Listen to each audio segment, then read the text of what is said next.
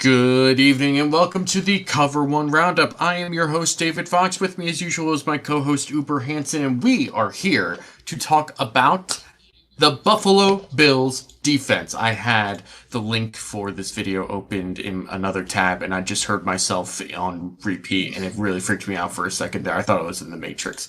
Anyway, so we're here to talk about the Bills defense and all the changes that they have gone through in this past offseason.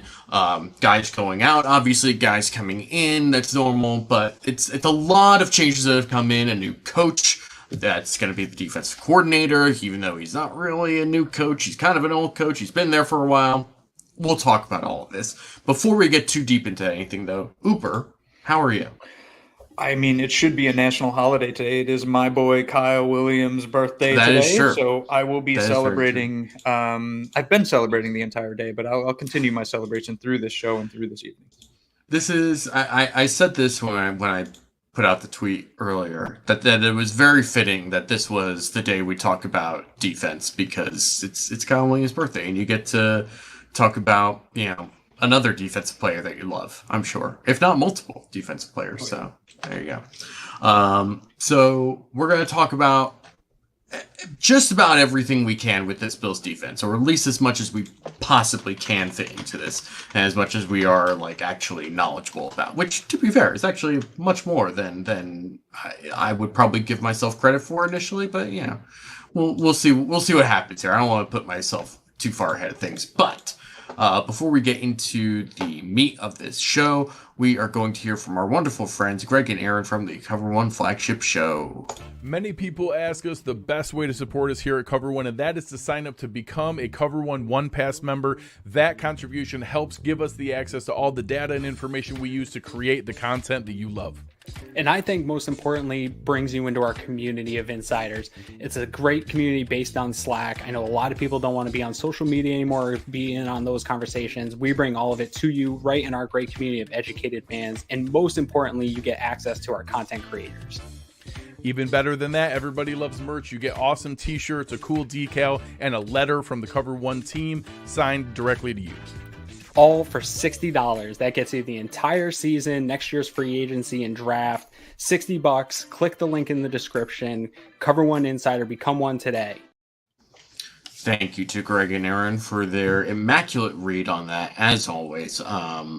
I still always love the fact that they recorded that with Aaron having the Jason Whitlock is a moron sign behind him. Because I guess he just felt like it's important that everyone knows this, no matter what year it is. Just it's important for everyone to understand that, which is true. This show is also sponsored by our wonderful friends over at Underdog Fantasy. Folks, I don't know about you, but I had a rookie draft last night, and let me tell you, trades were flying. Somebody traded for the first overall pick 2 minutes before the draft started. 2 minutes. It was true chaos.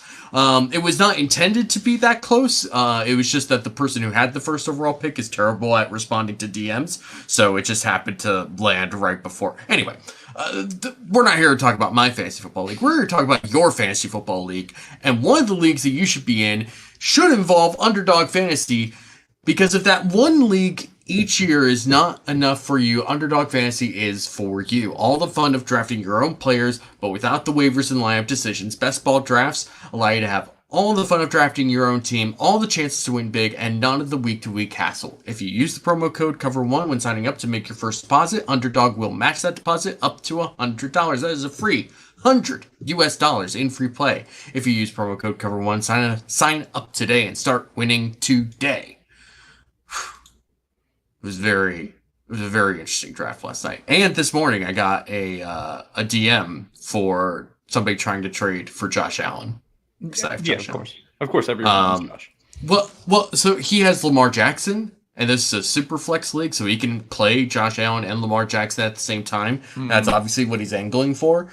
But he's also willing to give me his first and second round picks next year and in 2026 and possibly in 2027 if I want them. I mean, No decision has been made, but I also haven't told him no yet, so we'll see what happens there. Under reviews, Joe DeRosa, two distinguished gentlemen. I don't know where they are, but I'd sure like to see them. Keon Coleman Truther. Love these two dudes. We love you, Keon Coleman Truther. We do. We're just going to, I don't know if you have any sort of preface you want to put onto this. Maybe you just want to talk about Kyle Williams for the next hour and a half, and then we'll talk about the Bills defense, or... let me just throw out there. So Kyle Williams legitimately is my favorite football player of all time.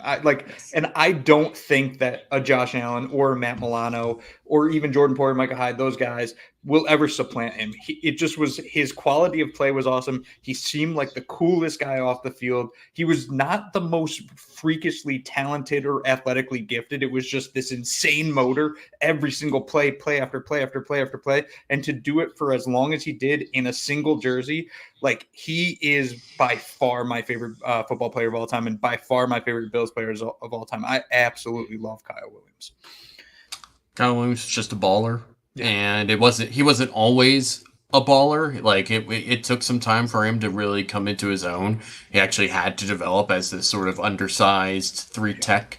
And obviously with a not great coaching staff with Dick Duran and all that, but he found his way, and when he started to ascend to like Pro Bowl level play, he maintained that for 7-8 straight seasons, basically. It was truly amazing to watch that dude play. He was awesome. I really love anytime I get to see like old Bills highlights and they involve Kyle Williams, or just like those times when the Bills had a really strong defensive line with Mario Williams and Darius and Colton, Jerry Hughes. Yeah, just a great couple of years with all those guys there playing at such a high level. And Kyle Williams was the first one there and the last one out, just like he was off the field too. Oh man. Sweet Spike, the Roundup is an underrated Cover One show. Tell Greg, Aaron, and Eric about that. Keep the lights on for us. Got any, Nick? Okay, I made a big parlay on the Bills offense this season. Tell me if these will hit. Josh Allen, 3,700 passing yards. I'd say yes to that. Yeah, 3,700 passing yards seems pretty easy. Yeah. Keon Coleman, 750 receiving yards. Kincaid, 750 receiving yards. Samuel, 600 yards. Okay, the only one I feel iffy about is Keon Coleman. Same here. Yep. Yeah. Kincaid over 750 yards feels very viable. He had 600 something yards last year. Yeah, over 600. Yep. Yeah, it seems very, very likely that he will have darn near close to 1,000 this year. Curtis Samuel also might be brushing towards 1,000, maybe 800 to 900 is probably more the range I would expect him at. But he had a great year. He had his best year under Joe Brady when they were in Carolina, so it would not surprise me if Curtis Samuel, by the way, 27 years old. Feels like he's been in the league for a long time, and he's only 27 years old. Very, very fun fact about that. Keon Coleman, that's tricky. As a rookie, I would be surprised if he got... I'd be surprised and very happy if he got over 750 yards receiving. But I don't know how likely that is. It just seems like it's going to be... If he has over 750 yards receiving, I would be ecstatic, because that means that he is catching on to NFL speed and offense way faster than I think most people would have expected him to. Yes, that's a big number for Samuel, and I think a lot of people don't think that's a big number for a rookie wide receiver because they think of the Puka Nakuas and Justin Jeffersons of the world. I think that those are your outliers; those are not your consistent performers as a rookie. 750 yards by Keon Coleman as a rookie would be gigantic, especially if you couple that with Kincaid at 750 and Curtis Samuel at 600, probably Shakir or above 500 as well. That would be a massive year from the passing. 44 players in the NFL had 750 yards last year. So if you're banking on Keon Coleman and Dalton Kincaid getting 750 plus, it's going to be that's tight. That's tight. Yeah, that'd be tight. But everything else, I'm pretty confident in. Yeah. John Robert from Facebook says, "Who do you think should be next on the wall? Who is?"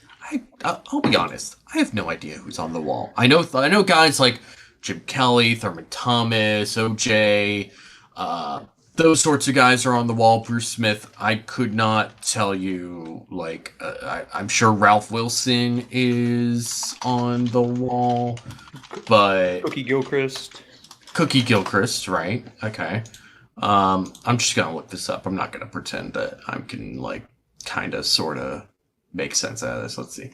Okay, Ed Abramowski, something like that. Yeah, he was their athletic trainer for 36 years. My gosh. Jeez. Seriously? Why do I get the feeling that he was like that offensive line coach for the Browns who was like stretching is overrated? You know, back in the army, they took Normandy. They took Normandy when all they did was push-ups, sit-ups, and jumping jacks. And then climb the rope, climb the wall. 2 world wars. That's all they want. 2 world wars. I guarantee that's what that dude was like. I will be disappointed if he was not. Joe Delamalier, Elbert Dubenian, Booker Edgerson, Joe Ferguson, Cookie Gilchrist, Phil Hansen, Kent Hull, Robert James. Oh my gosh, there's way more names in here than I thought. I'm not reading through all these names. I'm sorry. But there's a lot of names in here. So Kyle Williams probably should be the next name on there. It's Kyle Williams, or like John Robert also said, Eric Moulds. He probably deserves to be up there. Eric Moulds. Yeah. Moulds, Kyle Williams are probably the two. I know people have brought up Fred Jackson. I don't think he's ever going to get up there. But there's a couple other Micah, Hyde, and Jordan Poyer. I think it would be really cool if they did the two of them together. Yeah, I kind of like that idea. Come in at the same time. They left at the same time. Yeah, I kind of like that idea. Kyle Williams is a 100% guarantee. Like, he will be on the wall. Eric Moulds should. People have brought up Reuben Brown too. He could be one that fits. Sure, I guess. RJ agrees. I would love 750 yards for Coleman this year. Yeah, because I think all the other things that he brought up, and I'll bring that up now again. Kincaid 750 yards, Samuel 600. I think that Josh Allen 3,700 passing yards. I think all of that is very feasible. Very, if maybe even underselling it a bit. And I think that Coleman getting 750 yards would be just like really great as a rookie, because if he's getting 750 yards receiving, he's also getting like really good touchdown production on top of that, I would think. So yeah, I would call that a big success. Here's for your question for you. Who do you think is more likely to get 750 yards? Khalil Shakir or Keon Coleman? I'd probably say Khalil Shakir is more likely, just because he was brushing up against that last year, and similar in the vein of like a Dalton Kincaid, where like neither Shakir or Kincaid were really being used a whole lot in the early parts of the season, because they were focusing a lot with getting Diggs and Davis involved a lot, and even like James Cook to an extent. But I think once the shift from Dorsey to Brady happened, you saw him use Kincaid a bit more downfield, where Dorsey wasn't really using him in that sense a whole lot. You saw more of Shakir, although Shakir had a his first really good game against the Bucks on Thursday night, which was like one of Dorsey's last few games. And yeah, so I think that Shakir is probably more likely to get 750 yards, but it wouldn't surprise me if neither Coleman or Shakir gets that. But yeah, we'll see what happens. Again, the shifting more towards a running offense, which I think they will probably affect that overall. But yeah. Steve Noble says, I'm really liking all the mysteries with the Bills this year. This entire league is looking at us as a box of chocolates. You don't know what you're going to get. That's it's Forrest Gump for those who are not cinematically enthused. That would normally include me, but I have seen parts of Forrest Gump. But that won Best Picture. Someone needs to explain that to me. Were there not a lot of good movies that year? I actually think that year was historically great. Movies. Oof. Yikes. That's brutal. Yeah, sorry. I know I'm retroactively crapping on the Academy for a movie that was made 30 years ago or something like that, but yeah. But I wasn't really alive for that moment in time, so I'm going to do it now. But not on this podcast, because we've already spent enough time talking about other stuff. That isn't what we are here to talk about, and we are here to talk about the Bills defense, and we're going to talk about the Bills defense right now. So, do you have a specific way you want to do this? Do you want to go position by position? You want to just talk about players? You want to... I mean, I was thinking we could go either front to back or back to front, whatever way you prefer. Okay, so... phrasing, first. Let's go. Not going to recover from that. Let's go front to back, because that's the way I like it. Oh my god. Now we're really going to get canceled. So we're going to start with the defensive line. And we're going to talk about something that I think is pretty well solidified and also just a good overall unit, and we're going to go with the interior first. So using the depth chart that's given on ourlads.com, they have Daquan Jones at nose tackle. They have Ed Oliver at defensive tackle. Makes sense. You have Austin Johnson behind Daquan Jones and Dwayne Carter behind Ed Oliver. Elianku, Deshaun Williams, Branson Breen, and Gable Stevenson, the wrestler. And Kyle, disgraced former host of the show. Thanks to Uber for supporting me on his shirt. Yes, thank you, Kyle. Always. Gone, but never forgotten. So Daquan Jones getting re-signed was a good move, even though he's somebody who's obviously older and doesn't have a ton of years left. I think that what they can get out of him is potentially really, really good, because the first 4 weeks he had last year were fantastic. Yes. And I'd argue even the year before that, he was also spectacular. And those 2 years are probably some of the best football he's played in a pretty long and pretty solid NFL career on the whole. I'm not necessarily... It's possible that this is a year where this is just it doesn't necessarily happen the same way we want it to, right? Where his speed starts to slow down a bit more. But in all honesty, this is sort of a position that ages relatively well, where once you get into 35, 36 is probably where you're starting to see a decline, as opposed to 33, which is where he's at now. So I'm fine. I like having Daquan Jones there. I also really like having Austin Johnson as a legitimate backup rotational option at that spot. Yeah, I think we saw the upside with Daquan Jones early in the season last year when, like you said, he was phenomenal. He was on his way to an all-pro season. That's how good he was playing. And his injury has gotten missed by the national media pretty much completely. People completely forget that even when he was playing in the playoffs, he was playing hurt. So getting Daquan Jones back, I think, is a really big deal, because he got the best out of Ed Oliver next to him too. They were really grooving with each other at that point. The one thing I'll say about the Daquan Jones signing, which I was very happy about, I did think the Bills kind of competed with themselves a little on the price, so I could probably complain about that a little bit. But all in all, I have Daquan Jones, I have Ed Oliver in the middle of that Bills defensive line. Those two by themselves make me excited for this position group, plus the depth behind them. You talked about Austin Johnson, who's a proven player who the Bills have already described as their basically rotational nose tackle to sit behind Daquan Jones.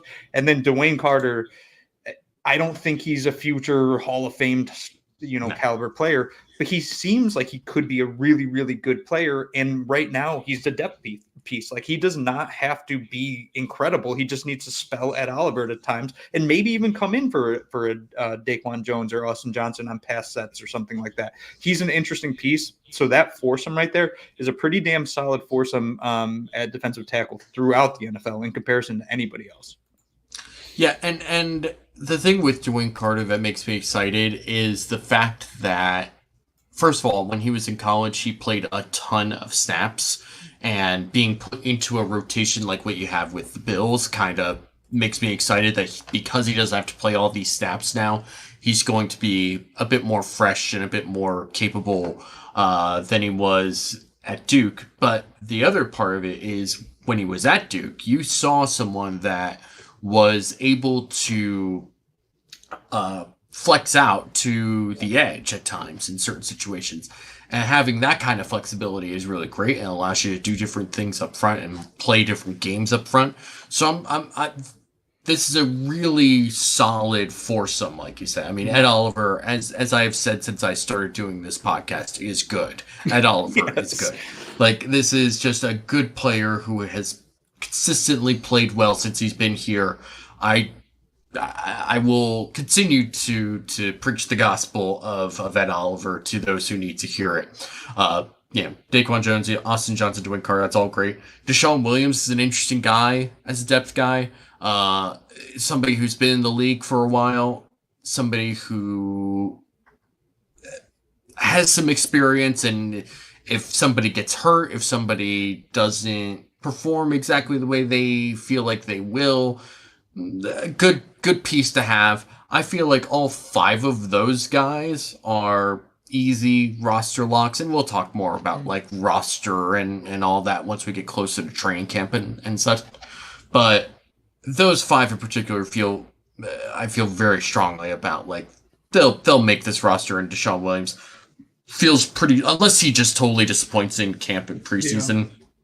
Like, this seems like an easy group to call safe, and then it's kind of between like Ilianku and Branson Dean and Gable Stevenson on which one of those guys becomes a practice squad type of player and whatnot. Steve Noble says the interior should be very solid. The edges is the question. I think Solomon is going to be incredible, not tall, which equals low pad levels, super long arms. He will be a stud. RJ, I don't know if I put this one up here, but I'm going to do it again if I didn't. We finally have a backup one tech. Yeah. It's important. It's important. J-Dub says, Uber, I just turned in, and you sitting with your head in front of that lone poster had me think you were some kind of incredible Bills top hat. That's the beauty of filmmaking, if we're going to call this that, since we were talking about Forrest Gump earlier. Speaking of which, I looked this up while I was talking. Forrest Gump won over Pulp Fiction and Shawshank Redemption that year. Yeah, I knew it was a great year. What are we doing? We're not getting into this. But it's important that people know that, so that we can all be outraged together. And I don't even like. No, we're not doing this. We're not doing this. We're moving on. Do you have anything else you want to say on the interior before we get to the edges? No, it's a solid group, and I think, like I said, if you ask like the national media what they think about the Bills' interior defensive line, they'd be like, it's Ed Oliver and some guys, and it really simply isn't. It's Ed Oliver, Daquan Jones, like we've said all these other names. This is a really, really good group that's in probably. Look, I'd have to go through every other team in the NFL. I would bet they're probably top 10. Probably top 10 from top to bottom in all four of them. Or bordering on it. Yeah. Somewhere in that range. There's some teams that just have like high level guys, but it would be tough to beat out what the Bills have currently on their roster. It's good in that area. So at edge, as Steve Noble brings up, there's questions. On one side, you've got Greg Rousseau, who I feel good about. And if he actually stays healthy this year, I feel very, very good about.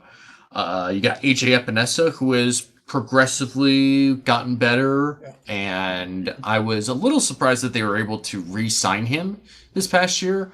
I thought he would have gotten more money from some other team, but he didn't. So bring back AJ Epinesa. I'm okay with that. You have Dewan Smoot that they got after the draft in free agency from Jacksonville, which I think is a very solid post-draft signing. Not necessarily in the same vein that like a Leonard Floyd was. I don't think Dwayne Smoot is going to have like 10 sacks or something like that.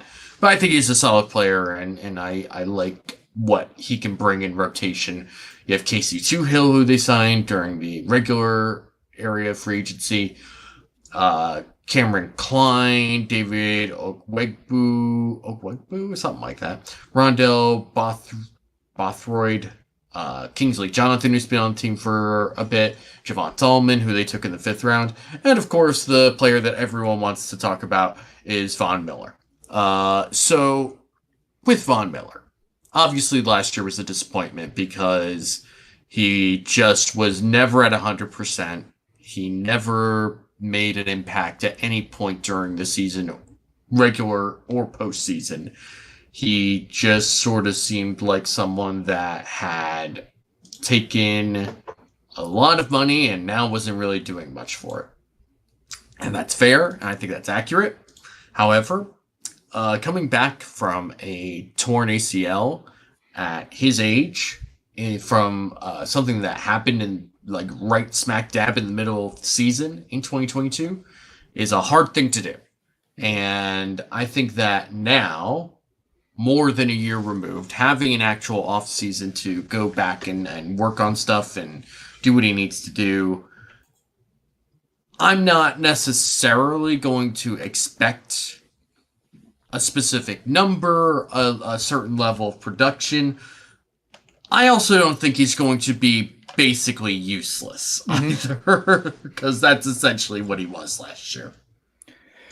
Yeah, I think I'm on the same page. And the thing that excites me about Von Miller is he did take a literal pay cut, which I think is important to kind of suggest that he's really in on this team. Like you don't take a pay cut and then phone in the entire season. Like if you're going to phone in the entire season or you're going to project to be completely worthless, I don't think you take a pay cut. You just say, nah, you're going to pay me, and that's what's going to happen. So that gets me a little bit excited about Von Miller and the possibility of what we can see for him. We're not going to see all pro Von Miller. He doesn't exist anymore, I don't believe.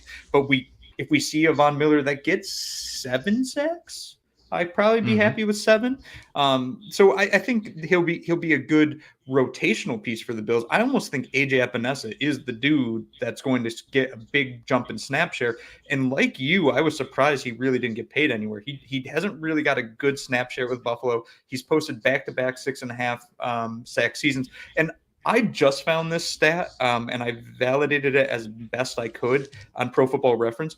Did you know that AJ Epinesa led defensive linemen in passes defended this past season? I didn't know that.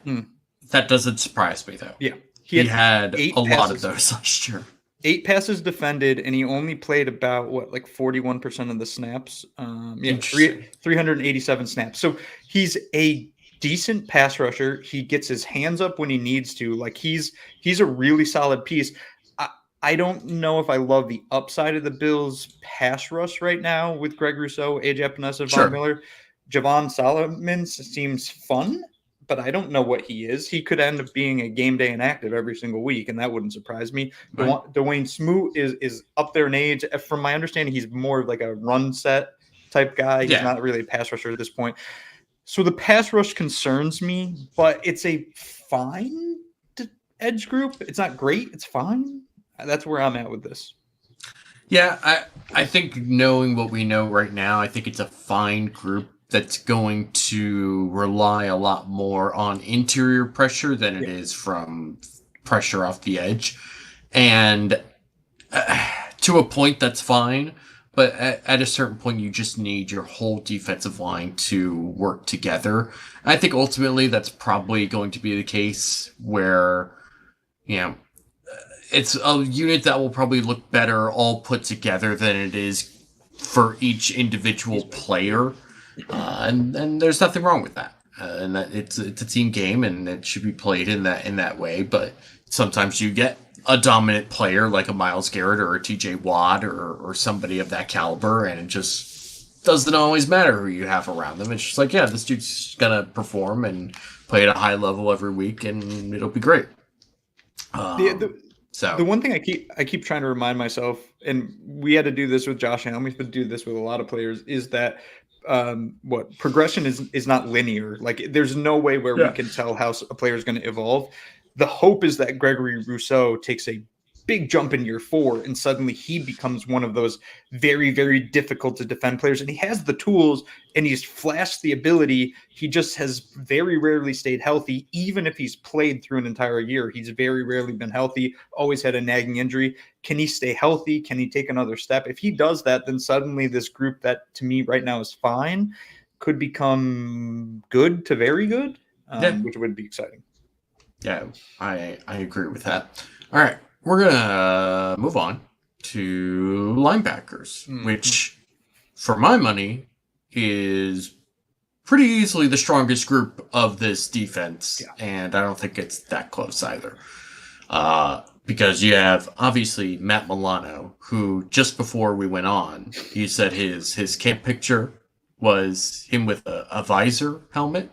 Yes. Yeah. I have to refind it. That would be, oh my God, that would get me excited.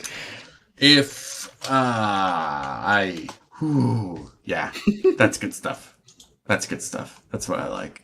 That's why I want my middle line. That's why I want my weak side linebacker who says absolutely nothing to look like just 0 words. Everything is communicated by the visor and nothing else.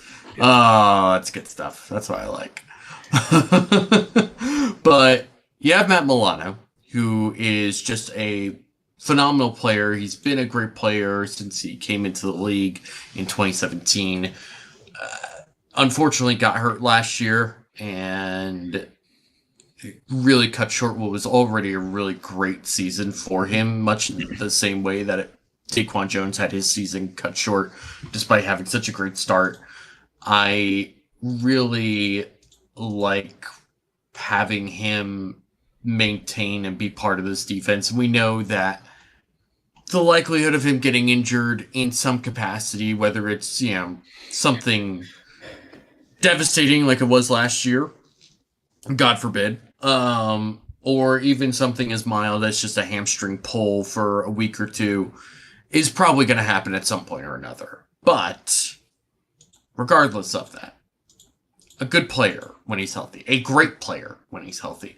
And I am always going to look forward to seeing Matt Milano on a football field. Yeah, and I do think he's a key. Like, we just talked about how we're banking on a lot of interior pressure from the defensive line, the exterior pressure a little bit different on the defensive line. I think having a healthy Matt Milano changes that to some extent because he's such a good blitzing linebacker. Like, he can facilitate the edge pressure, as can Terrell Bernard, his running mate. So if you get both of those healthy for a consistent period of time this year, then I think the Bills will be pretty solid in the pass rush, and they'll be elite at linebacker. Like, this is arguably top 3 duo at linebacker in the entire NFL. Maybe you can drop them to top 5 if you're questioning Matt Milano's health. But one thing you brought up is Milano is probably going to have some sort of nagging injury at some point, and that is concerning. And I think the Bills will play it safe with him. So if he pulls a hammy, they're not going to rush him back. They're going to be like, this might be a 3-week injury. We're going to keep him out for 6 weeks. Like, he's that important to this defense where if they can find a way to survive without him, they will, because they need him in the play. They absolutely need him in the playoffs. Yeah, I agree. It's unfortunate that it seems like every year there's something with him, even something mild or minor. Yeah. It's just that's been how it is, and just gonna have to live with that. And it's a lot easier to live with when he plays as well as he does, and he does play pretty damn well. Speaking of linebackers that play well for the Buffalo Bills, Terrell Bernard, who is becoming a player that I hope national media are getting sick of Bills fans like tweeting them and responding to them about, because Terrell Bernard is very good, and he is somebody who started hot last year with a lot of turnovers and continued to be a good player for this team. And I think part of the reason why he gets a little maybe not even a lot underappreciated is the fact that a lot of what makes him great is stuff that doesn't show up in the stat sheet, and not in the same way that Tremaine Edmonds, although Tremaine Edmonds was also good at being in charge and being like putting guys in the right position. But that was also a much simpler defense with Leslie Frazier, where they didn't have a ton of change-ups to what they did. They didn't have a whole lot of, there were different coverages and how they rotated it, but that had more to do with the safeties and the secondary than anything else. Whereas with McDermott's defense, which was very aggressive and had a lot more going on, Bernard did a great job in his first year at that position, getting guys where they needed to be, and especially in that week 4 matchup against Miami, where after the first couple of drives where they went down the field and got touchdowns, you saw the adjustments that they made. And some of that is obviously the coaching staff, but some of that is also Terrell Bernard communicating to everyone else what's supposed to happen. Mm-hmm. It's taking what's being done on the sidelines and from the film room and all that preparation leading up to it, and then telling everyone in the moment, hey, this is here, they're coming here, pass this off here, blah, blah, blah, blah, blah, blah. And there were doubts about Bernard because of the pick and when it got made, and just sort of feeling like, why are you spending a 3rd-round pick on an off-ball linebacker who's undersized when you don't really need one? Like, do you really think this is going to be your Tremaine Edmonds replacement? Because if it is, this is a very, very different player. And it's true. He is a very different player. He's a very different type of player, a different style of player. But I think the thing that really concerned people was the fact that because he was smaller, that he was just going to get eaten up by guards who would get to the second level and just not be able to get off blocks. And I think that that's sort of a maybe not antiquated notion when it comes to evaluating off-ball linebackers, but it's something that we can reevaluate and kind of change our perspectives on a bit, because there's more than one way to beat an offensive lineman that's coming at you at the second level than just stacking and shedding like you've kind of been shown and taught for a long time. When you have speed and when you have intelligence, you can get to a position or a landmark a lot faster than a big 330-pound guy. And when you're also able to combine that with pretty solid tackling, and I feel like Terrell Bernard has been a pretty solid tackler, like this, it doesn't really matter if you can stack and shed if you're just in the right position, getting other guys in the right position, and especially when you have a defensive line that like the Bills have right now, where, obviously Daquan Jones and Oliver are great, and that's all well and good. And we talk about Greg Rousseau and AJ Epinesa maybe not being like the best overall pass rushers. Both of them are very good at run defense. And Rousseau in particular is just like, it feels like every week it's teaching tape for Greg Rousseau in terms of run defense, which is just it's always a weird thing that he is so good at run defense for somebody who did not play defensive end until he got into college. That this was a wide receiver in college or in high school. Then he switched to defensive end at the University of Miami, played for a season there, and then went into the NFL and has become one of the best and most consistent run edge defenders in the NFL. It's a very, very weird thing, but a very welcome thing as well.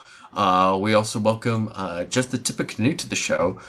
I hate that I'm late getting here, got distracted playing GTA. You know what? Fair. We're all looking forward to GTA 6. Yeah, whenever that comes live out. When it gets here. Jeez. It's gonna be like Cyberpunk 2077. Just like 10 years delayed from its first announcement. Oh man. Yeah. Anyway, so with Bernard though, just I've already said enough, and I know you're going to say a lot, so I'm gonna let you talk about it. No, you took a lot of words out of my mouth. The whole concept of the biggest angst with him was his size. He's too small to play middle linebacker. Right. What's he going to do when these linemen get to the second level? And like you said, it's his instincts and speed that set him apart. He doesn't have to shed blocks because he's already past the blocker when they get to their spot. So, and Eric's done some really good film breakdowns on Terrell Bernard, showing exactly that, just how good he is at getting to those spots. Terrell Bernard, he's the perfect litmus test to understand if somebody knows what they're talking about when they talk about the Bills. If you go to another fan, if you somehow get to talk to a national media personnel, you could ask them about Terrell Bernard, tell them to tell you about him. If they literally don't know who he is, then you don't have to listen to anything they say about the Bills, because essentially they don't understand this team. And I've seen that far too often on Twitter, to a point where, like, Terrell Bernard is the greatest secret in the NFL. Seemingly no one knows who this man is, and yet he put up ridiculous stats last season that are comparable to the players that won the All-Pro nods last season. Yeah. So I look at Terrell Bernard, and I'm more excited for him this season because I only think that the experience he had last year is going to make him better. And then when you put him side by side with Matt Milano, that linebacker duo is so interchangeable, not just with themselves, but also with their slot corner, who we'll talk about shortly, and their safeties now. All 5-6 of those players that kind of fit into those roles can be moved around in all different ways, to a point where, like, I don't know how opposing defenses are going to be able to tell who's blitzing, who's dropping, where they're dropping, who's got which spot. Like, it's going to be really fun to watch how the Bills use these chess pieces that they have. I think Terrell Bernard, I think I tweeted this in January, I would put all the money I have probably on him being named a captain. He will be a captain this year. Like, I don't even know how he possibly couldn't be. He is the leader of the defense here. He was the leader of the defense for most of last season. He will be the leader of the defense this season. Matt Milano is a phenomenal player. I think Matt Milano is a better player than Terrell Bernard is. Actually, I guarantee he is. But Milano's so soft-spoken, he's never going to get that C on his chest because it doesn't really make sense. Maybe they do this lead by example, put the C on Milano's chest, put the C on Bernard's chest. But you'll see the green dot in Bernard's helmet, and I think Bernard's in for just another special season. I wholeheartedly agree, and it'll be fun seeing media people finally catch on at some point during the season and be like, wow, this Terrell Bernard guy is really coming out of nowhere, and every Bills fan collectively just shouting, you didn't watch last year. Who is he? Is he a rookie? Where did he come? What round did they get him in? Oh, man. And then what do we got here? RJ says national media thinks Tyrell Dodson was our starting mic last year because the national media is ignorant. Yeah, the whole, like, Tyrell Dodson being PFF's first graded linebacker once he took over last year is really coloring people's perspective on both Terrell Bernard and Tyrell Dodson, if we're being honest. And Tyrell Dodson definitely had his best year as a pro last year, but best linebacker in the NFL, that's a lot. That's doing the most. Do you know that they secretly, very quietly, changed the ratings of a couple linebackers to make Tyrell Dodson not the number one linebacker? Ooh. Because they couldn't live with the idea that Tyrell Dodson, this kind of nobody out of Buffalo, was the best linebacker in the NFL. Of course, it had to be Fred Warner. So let's just bump Fred Warner up a little bit and bump Tyrell Dodson down a little bit and just pretend like no one ever saw it. But I saw it. I saw it, PFF. We have receipts, people. We can go back to the tape. We got it. I could go back to that Sunday night game because they show those rankings on Sunday Night Football when they do those intros. I've seen it. I've seen it with both eyes. One of them works pretty well. Oh man, that's crazy. That is, again, there's good things that PFF does. There's good information that they have. If you are somebody who's using PFF grades unironically to, like, make your point about a player and nothing else, I'm sorry to tell you, you need to find other evidence. It's the most inadmissible evidence in the court of football public opinion, if you ask me. That's bad. You can't do that. Michael McCormick says, you guys are wordy. Less is more. Get to the point. No. All right. So we're going to move on to sorry, not for nothing, but like this is a show that usually goes for an hour and a half. We're going to talk, and we're going to talk however we darn well please until we get to like 2 hours, because then we're brushing up on the air raid hour. Appreciate you being here. Appreciate you supporting me and supporting us. But this is the show. As George, as a very bullheaded George Costanza said to Russell Dalrymple of NBC, this is the show, and we are not going to change it. Oh, that's perfect, man. That is perfect. I identify too much with George Costanza at times. You and me both. Oh man. Move. Hold on. No, I can't move on. Gotta talk about this. Great. Mike Malley Guitar says Tyrell Dodson may be the best middle linebacker now, but Tremaine Edmonds has been in the league for 5 years and he's only 19 years old. Yeah. Good times. All right. Now we're going to move on to the. Do we want to talk about the secondary as a whole, or do we just want to talk about like corners and then safeties? Because I'm kind of feeling dividing positions. Yeah, divide and conquer. Yeah. All right. So let's talk corner first. Okay. So we're going to start with the nickel because there's not a lot to say other than Teron Johnson is great, and he was very deserving of his second team All-Pro position last year. And, there were probably other years where he probably would have been the first team All-Pro had that been a position to vote on before this year. But it is very cool that people seem to recognize Teron Johnson for who he is and what he's able to do. Who was the first team last year? Was it Kenny Moore? No, I think it was the Chiefs, wasn't it? Trent McDuffie. Yeah, that's fair. Yeah, that's very fair. He's a very good player.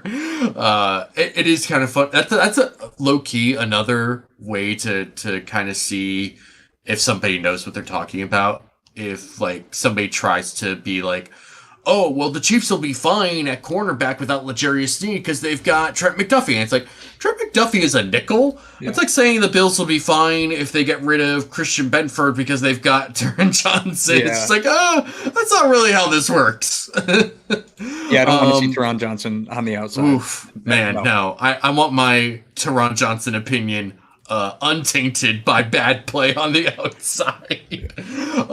But players that do play well on the outside are guys like Christian Benford and Rasul Douglas. Now, here's what's interesting to me. Both of these corners in Benford and Douglas are guys that are probably more well-suited to playing the type of coverage and style that is what like Leslie Frazier and Sean McDermott have been doing since they got here in Buffalo. The shift, or at least the presumed shift based on the moves that they've made in this offseason, suggests that there's going to be more of a shift towards man coverage, which on the one hand gives more chances to Kaiir Elam, who we'll talk about, but also makes you feel like, where exactly is the ceiling going to be with guys like Christian Benford and Rasul Douglas? Now, I say that. Rasul Douglas kind of started his career with Philadelphia when the Eagles had Jim Schwartz, and Jim Schwartz is a very aggressive man-to-man, cover one coverage type of defensive coordinator. And Rasul Douglas definitely had some ups and downs when he was in Philadelphia. I honestly, there's the play that probably most well defines his Philadelphia career was against the Cowboys in like 2018, 2019, something like that. They went into overtime. The Cowboys have the ball. They're driving down the field. Douglas jumps a route in the red zone to try and pick off Dak. It's in his hands. It bounces straight up and lands directly into Amari Cooper's hands for a touchdown to end the game. It's just like, that was such an encapsulation of his time in Philadelphia. Doing something so well and just not quite getting it all the way through to the end. That's foreshadowing that he'd become a Buffalo Bill.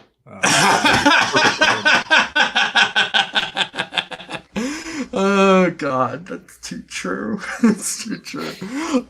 Now, since his time in Philadelphia, he went to Green Bay, had a really good season in his first year with Green Bay, got a nice contract from them, was somebody like that I know Eric and Anthony were very big on when he was set to be a free agent that year. Green Bay obviously brings it back, and then the Bills trade for him in the middle of the season because Trey White went down, and they just needed some sort of juice at that position.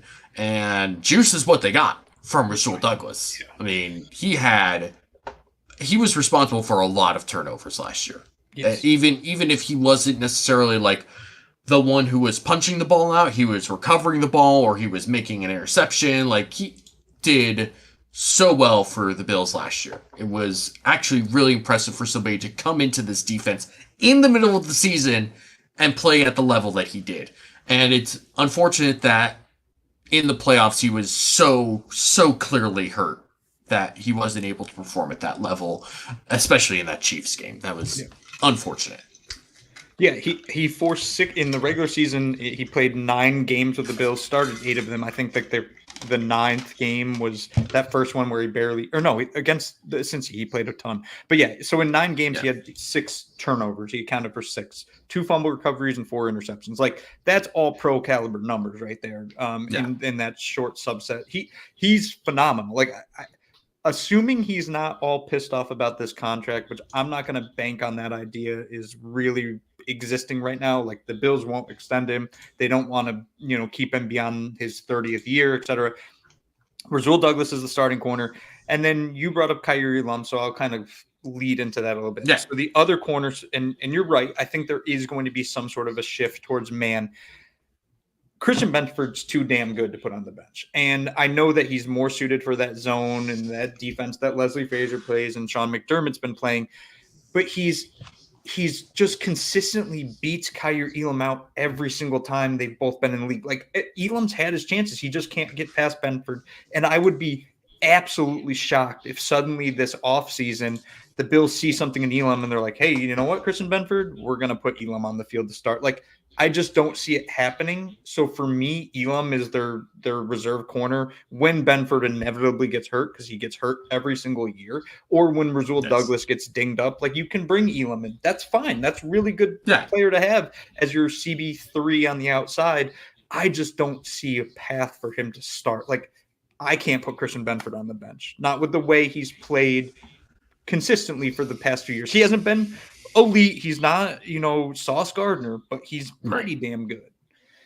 Yeah, and I think that in terms of like Benford versus Elam, which I think is what it will ultimately kind of come down to in terms of competition, I think that with, at least from my perspective, and maybe I'm just projecting that onto how the Bills perceive it, but I imagine that their feeling is sort of like, we're starting Christian Benford until we get a reason to think otherwise, right? Like, whether that's Benford struggling to adjust to potential new changes to this defense and how we play, or Elam just happens to really put it all together and lives up to that first round projection and hype, and maybe they're just willing to take a chance in that. But even then, I would be surprised if they really went with that from like week 1, right? Like, I feel pretty comfortable in saying week 1 starters are going to be Christian Benford and Rasul Douglas. Yeah, and the coupling that, like, if it was still Micah Hyde or Jordan Poyer deep, I think that I could see a better argument for Elam maybe stealing that role earlier, let's say, because I have that safety net back there. With Cole Bishop, with Mike Edwards, with Taylor Rapp, who are all very aggressive safeties, I don't know how excited I would be about the potential for an aggressive corner to also fit in a player like Kaiir Elam, who likes to jump routes, who gets a little handsy, who isn't that guy that you can trust not to get beat. Like, I trust Benford not to get beat. I don't know if I trust Elam with that. And with this questions at safety, it would be a very interesting defense if the Bills are like, all right, we're just going to be ridiculously aggressive. Like, everybody is just, we're going to become the Cowboys, right? We're going to be the Trayvon Diggs of the world here in Buffalo. Right. That would be a massive shift away from what Sean McDermott's done.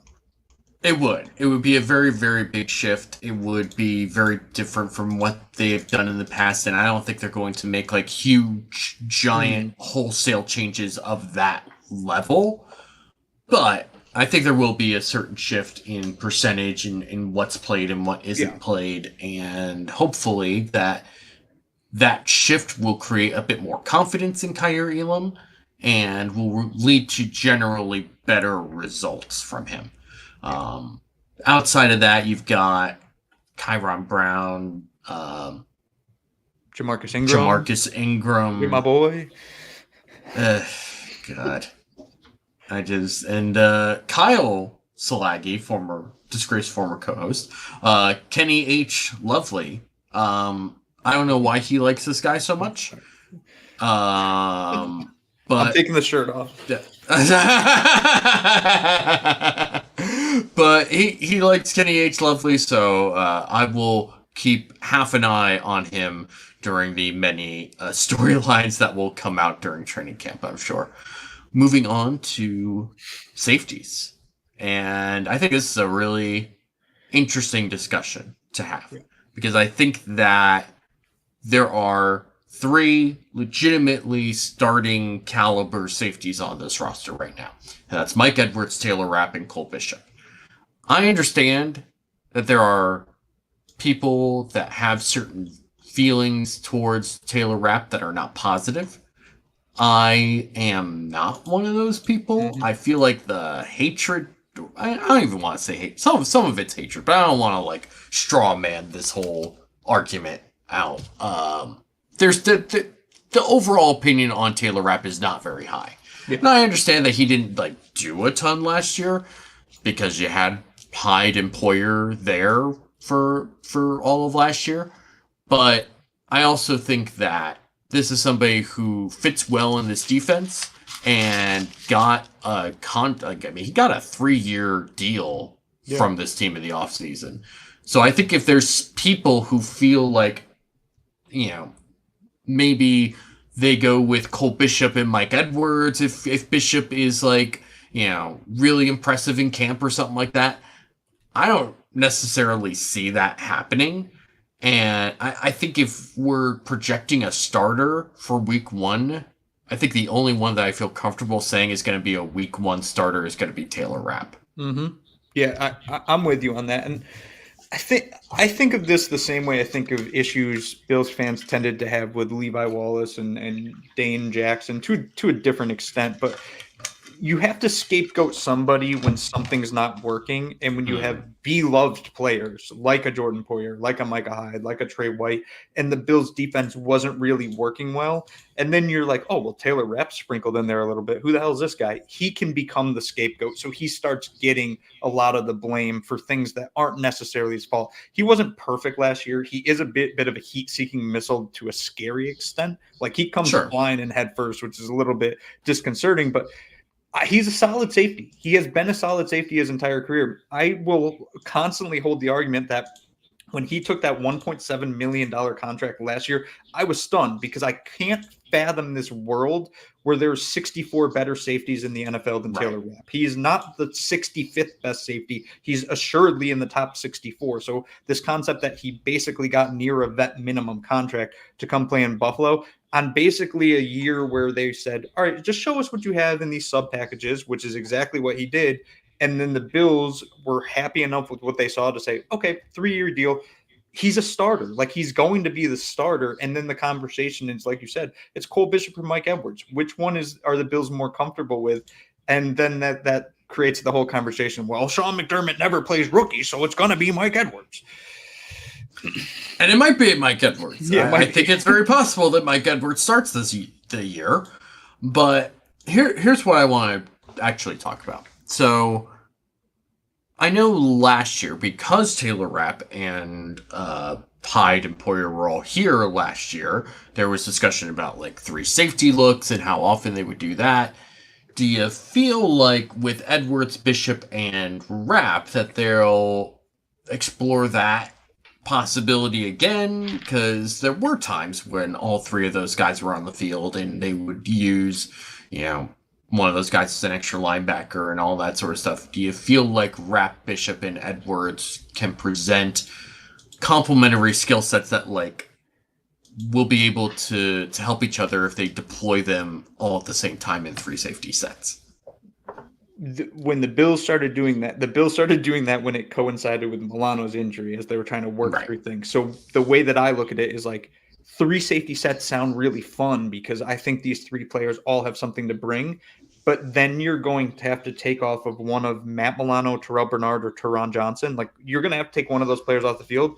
Hell no, I'm not taking one of those dudes off the field for one of these. So I think you see 2 safety sets until one of those 3 gets banged up, in which case you see one of these guys fill in. Yeah, and I think that whoever is going to be not starting is also probably going to be on special teams, which I feel good about. Strangely enough, like having either Cole Bishop or Mike Edwards being on special teams for a unit that struggled as much as it did last year, like I feel pretty good about having one of those guys as a special teamer. So I'm happy about that idea at the very least. On top of that, there's D. Delaney, who was a pickup from Tampa. Yep. Mm-hmm. And obviously DeMar Hamlin, who's on the team still. And do you feel like either one of those guys is a lock over the other? Do you feel like they're willing to kind of move on from DeMar Hamlin at this point if they don't feel like they're getting, what they want out of him? I think 3 guys are playing for one roster spot, and that's Cam Lewis, D. Delaney, and DeMar Hamlin. Which one gets this spot? I'm pretty confident it's going to be Cam Lewis because of versatility and versatility alone. Like, he can play corner if you need him to. He can play safety if you need him to. He has a pretty good amount of experience on special teams. The Bills have 3 safeties that are guaranteed better than the other 3 guys we just named. Like Edwards, Rapp, and Bishop. If Rapp or Bishop goes down, then Edwards goes in, and vice versa, right? So you don't necessarily need the best safety of that bunch. You need the most versatile asset of that bunch, and that's Cam Lewis. I wouldn't be stunned if DeMar Hamlin gets cut. I know that some Bills fans would feel strongly about that. I still do think that DeMar Hamlin could be a good football player. I don't know. Look, when he was the starter, he was solid. He wasn't great. He wasn't awful, which some people have created this weird concept in their heads that DeMar Hamlin was horrendous, the worst football player to ever step on the field. Again, at the time, just like Taylor Rapp, he was not the 65th best safety in the NFL. He was assuredly a top 64 safety in the NFL. And then that freak injury happened. And mentally, that's really, really hard to come back from. If he is fully up to speed, it wouldn't stun me if he makes this roster. But it's just a numbers game right now. There's 3 guys that are legit. There's 1 versatile player. Do they carry 5 safeties? That would be kind of, I don't know. That's playing with fire a little bit. 5 safeties, they don't really need 5 safeties. Yeah, it would be a lot of extra guys to have on this roster for a position group that kind of regardless of who they put in, they always seem to find some measure of success. Except Jaquan Johnson. Except Jaquan Johnson. Yeah. God bless him. Oh my gosh. There's still one play that's just burned in my memory from that stupid Jets game. Ugh. Horrendous. But also, D. Delaney he was good last year for the Bucs. He's a solid. That's the wild part about this group right now. There's legitimately 5 players on this team, 6 players on this team that are NFL caliber safeties. You could play them, and I'd be like, okay, yeah. So then do you think that there's a chance that someone gets traded by the end of training camp / preseason? Because that's something that Brandon Beane has done, usually with offensive linemen more than like a defensive back necessarily. Yeah. But, I could see. The thing is, Edwards and Delaney are both guys that are on 1-year deals, whereas Hamlin, is this Hamlin's final year, right? Yeah, it's fine. Yeah. So those are the only 3 I'd be willing to trade. I wouldn't even trade Mike Edwards. I'd look more at Delaney or Hamlin and see what you're able to get out of those guys. But even then, like, there's also a possibility where maybe they cut Hamlin and nobody takes him, and the Bills just scoop him back up for the practice squad. Yeah. Yeah, I think that's I don't know if other team. I think Hamlin's a bit of I don't even know the term to use, so I'm not going to just make up a term and absolutely goof this up. But I think Hamlin is scary to some other teams, right? Which rightfully so, kind of sucks for him that that's the case. But if the Bills cut him, I could see the other 31 teams being like, we can't risk this. Where the Bills would be like, yes, come back to our practice squad. Like DeMar Hamlin on a practice squad is a pretty damn solid player to have on a practice squad. Yeah, it's definitely a possibility. I think that he will be in this season. If he plays for this team or another team, he'll be a perfectly good special teams player and a pretty solid backup depth safety, which, for a 6th-round pick who's kind of undersized, a pretty good career to have, because that's the sort of skill set that'll last in the NFL. I think some people are kind of overreacting to him and sort of the stuff that he went through, obviously with his experience at the end of 2022 and all that sort of stuff. But this is a perfectly reasonable player to have on your roster, not necessarily someone that I'd love starting, which obviously the Bills feel the same way. That's why they took Cole Bishop in the 2nd round and signed Taylor Rapp to a 3-year deal and brought in Mike Edwards and D. Delaney. So all of those moves kind of signal to me that maybe the Bills kind of feel like, if it really comes down to it, we're okay with taking DeMar off of this roster and maybe seeing if we can get him on the practice squad. But if we can't, so be it. We'll find a way to do it without, and we'll be fine. So and he has more rushing yards in the postseason in his career than Breece Hall does. Just that's a stat, That is a stat. Yeah, that's something. That's okay. So that's the most worthless stat I've ever said. That is the most misleading, pointless stat that I could possibly imagine pulling out right now. I'm gonna piss some Jets fans off big time tomorrow with that one, aren't I? Go for it. I'm not gonna stop you. No. So I know we didn't necessarily. I'm sure you don't. Who am I kidding? I'm sure you have takes. If I go into this, but because we don't talk about special teams a whole lot, and I don't want to talk about kicker, do we want to talk about punting while we're on defense, since that kind of plays a role into this? I mean, I think Jack Browning is making this team over Sam Martin. So you think Sam Martin is just outright not just going to get cut from this team? I think he's getting cut. Yeah. What makes so this you've okay? So you've watched Jack Browning, then, is what you're implying here? Yes. Okay. What are your impressions of Jack Browning?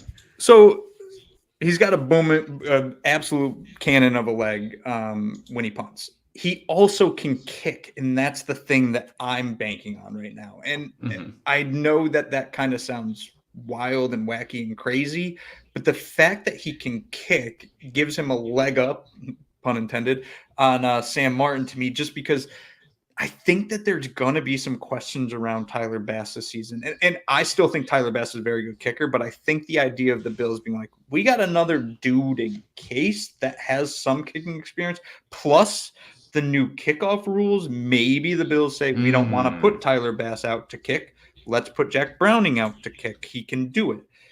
I just think that the versatility, this is the similar situation, although I hope it ends very differently to the Matt Araiza situation where it's like, okay, he can punt. We also know he has the versatility to kick. Can he hold the damn ball? And if Browning can hold the ball, after the issues Tyler Bass had last season, I wouldn't be stunned if the Bills were like, give me the younger guy that costs less that we can have in the locker room here for the next 4 years, cost controlled. Go for it. So I'm banking on Browning making it over Sam Martin. Yeah, I'd be okay with it just because I'm kind of over Sam Martin. Yeah, but and obviously they brought back Matt Hawk for the playoffs because they weren't sure if Sam Martin was going to be healthy, and then they recently cut Matt Hawk, so I guess that's not going to happen again, which is fine. But I do think that it's going to be in for a roster that has a lot of guys set for positions and isn't going to have like a ton of actual competitions.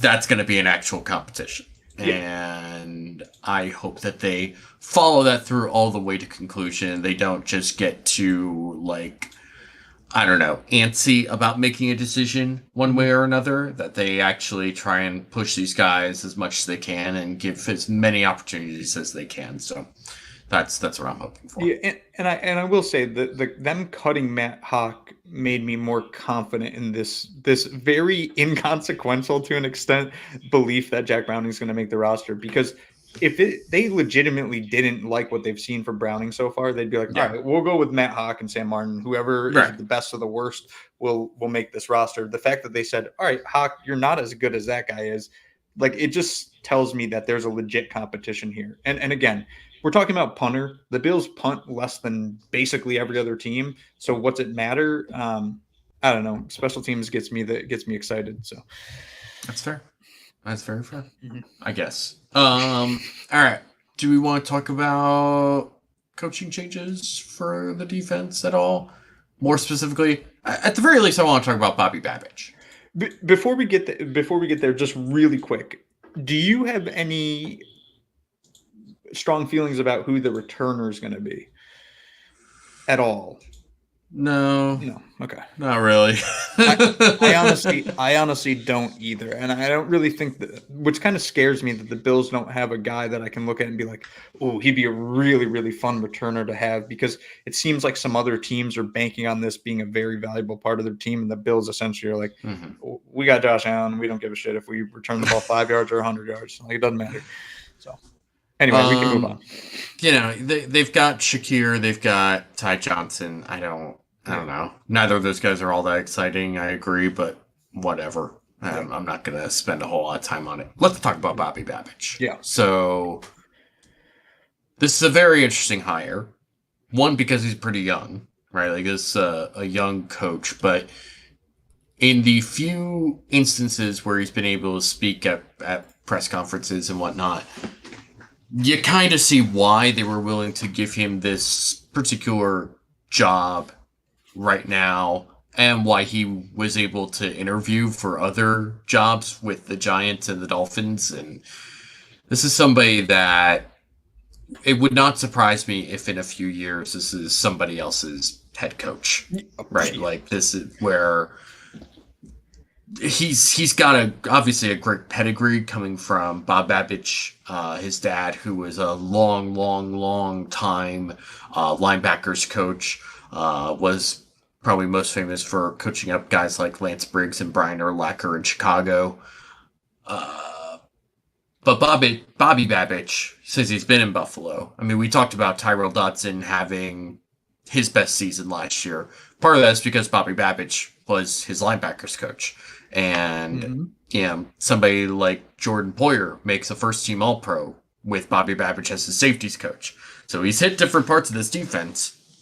And when you look at that kind of versatility as a coach, somebody who can understand things at different levels, that this isn't just somebody who was like, came up as a defensive backs coach and kind of only looks at things from that perspective. And the best defensive coordinators, even if they do come from one specific point of view, in terms of like how they came up the coaching tree, it does not necessarily mean that they don't understand like other parts of the defense. I think Todd Bowles was somebody who was like a secondary coach for pretty much his whole career, but that dude knows defense, like top to bottom. That's not Todd Bowles' problem. But I think it is worth noting that guys who have been under Bobby Babich, players that have worked under Bobby Babich, one, speak very highly of him, and two, tend to have very, very, very good seasons. I mean, we talk about Tyrell Dodson, obviously, but also Terrell Bernard, right? Like, this is somebody who kind of, sort of came out of nowhere to have a very, very good season, and Bobby Babich is a big part of that, I think. Yeah, I think that his history with the Bills speaks for himself, right? He joined when McDermott joined in 2017 and was with the defensive backs then. So you can say he has his hands in Trey White and Jordan Poyer and Micah Hyde there, all of whom earned all pros basically under his tutelage. Then you go to the linebackers and you look at 2022, where Matt Milano had been great for most of his career with the Bills, but in 2022, he took that next jump from great to elite, and Bobby Babich was a massive part of that. And in 2023, you brought up Tyrell Dodson and Terrell. Like, he's got his hands in all these all-pro players that the Bills have produced in the Sean McDermott era.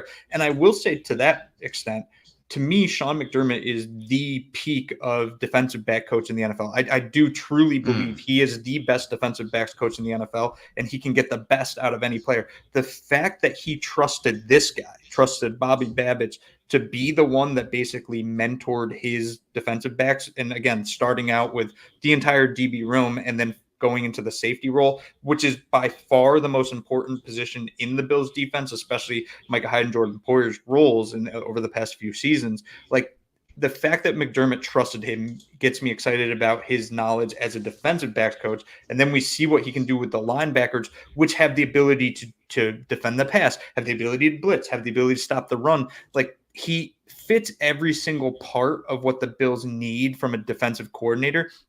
The question is, who's going to call the plays? I lean on it's still going to be McDermott, or it's going to be McDermott with a watchful eye over Bobby Babich as Bobby learns how to actually call plays, because that's a different beast than being the guy that's coaching up players. Yeah, 100%. And it'll be interesting to see how they go about that this year. Maybe it just remains in Sean McDermott's hands. Maybe they find a way to pass it off to Bobby Babich at some point. I don't know. It just depends. As RJ says here, Bobby has a streak of always having his stars be in all-pro conversations every single year. And his dad was one of the best linebacker coaches ever. McDermott's resume is from Walter S. McDermott's resume would lead me to credit him rather than Bobby Babich at linebacker coaching. McDermott's resume defensively was largely credited to his linebackers play in Carolina. So that's fair to bring that up. I would also say that Luke Kuechly was kind of a one-for-one prospect when he came out of college. And Thomas Davis was always good. He was just always hurt. He had like 3 or 4 straight years where he tore his ACL in different legs. And once he played, he was just like, oh yeah, this is exactly why we kept bringing this dude back. Just so good. Those two guys playing together was ridiculous. What a combo. Man, they really should have won that 2015 year. That was such a good team. Anyway, so I understand bringing that up. I get what you're trying to say.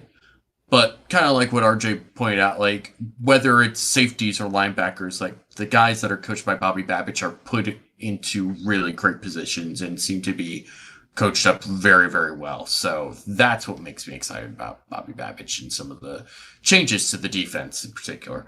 Obviously, Eric Washington, who was the defensive line coach for the last few years, moved on to Chicago to be the Bears defensive coordinator under Matt Eberflus.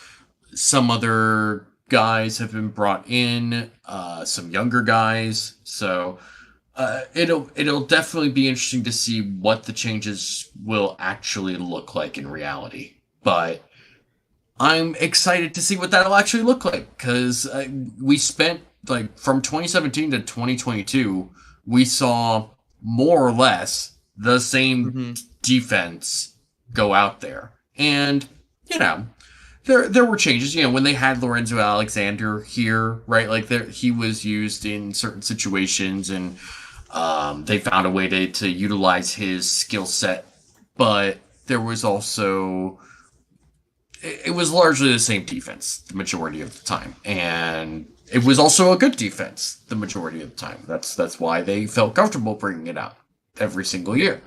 But I think it was also kind of a good coincidence, let's call it, that the year where it really felt like there needed to be some sort of shift philosophically on defense for this team in 2022 is when Leslie Frazier decided he didn't want to come back into the fold.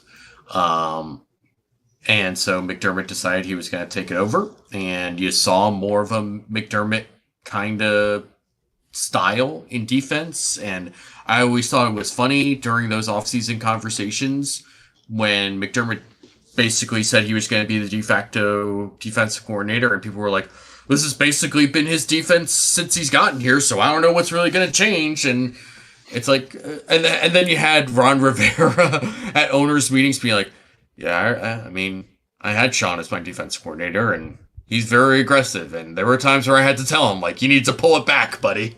And people were like, oh, what are you talking about? He's so conservative as a defense. And it's just like, relax. Like, this is why certain, like, off-season narratives, like, come about, and then people get surprised when they're not true. And it's like, people literally just made this up and you believed it.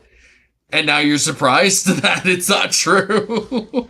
It's just like, yeah, just go back and watch. Because, like, I remember when people were talking about this last year with McDermott, I'm like, where have you seen him be conservative? Like, in Philadelphia, in Carolina, those were not, like, conservative defenses. Those were pretty aggressive, attacking style defenses.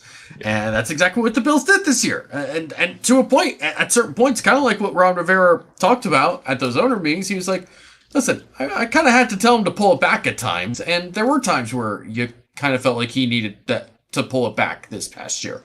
But I would so much rather have that than sitting in, you know, the same coverages and getting picked on in third and long for first downs for no reason, just because you're doing the exact same thing or being too simple. You know, so I think that's also part of the reason why someone like Babich, because I get the sense that Bobby Babich is not a you know, sit back and let it come to you kind of defensive coordinator. Yeah, I agree with you on that. And on the Sean McDermott topic too, I've seen so many Bills fans essentially rewrite what happened last year. And, like, to start the season, the Bills defense was humming, and you did see wrinkles of what Sean McDermott was bringing that Leslie Frazier wasn't, with, like, the blitzing, especially from the linebacker position. And then Bills fans were like, well, the defense underperformed. Like, yeah, dude, the defense underperformed when Trey White, Daquan Jones, and Matt Milano went down. You lost an all-pro caliber player at every single level of the defense. Yeah, it's going to get worse, man. And it took McDermott a while to figure out a way to make it work. And he did make it work. He legitimately made it work through the end of the season. Like, they dominated teams with pretty damn good offenses at the end of the year. And it just fell apart against the Chiefs because they had to start A.J. Klein and a couple other players. Sean McDermott was good enough as a defensive coordinator last year. My biggest concern with him being a DC was the lapses as a head coach because of the work he was putting in as a defensive coordinator. Sure. I really think that this is a good pairing, though. Bobby Babich and Sean McDermott, I think that they can probably, at least my assumption is, they're going to work well together. They're going to have similar ideas, and I think that Sean will probably lean on Babich with some new ideas. So you should see, we saw wrinkles last year, we should see even more wrinkles this year, and then we'll be this old-ass defense that's just running through everybody. That's the hope. I say old just because of wrinkles. I don't know why. That wasn't a really good point. All right. That unless you have something else to talk about that you want to say, I think that's going to be it for us. I like it. Yeah. All right. Folks, thank you all for joining and watching this show. We appreciate you coming on every week and chatting it up with us. If you are coming in afterwards, if you are just wanting to talk about things, whatever, leave a comment below. Hit like on your way out. It always helps us with the algorithm, the ever-dreaded algorithms that will surely take over our lives if they haven't already. And share this with your friends, enemies, lovers, and neighbors. Share it social media.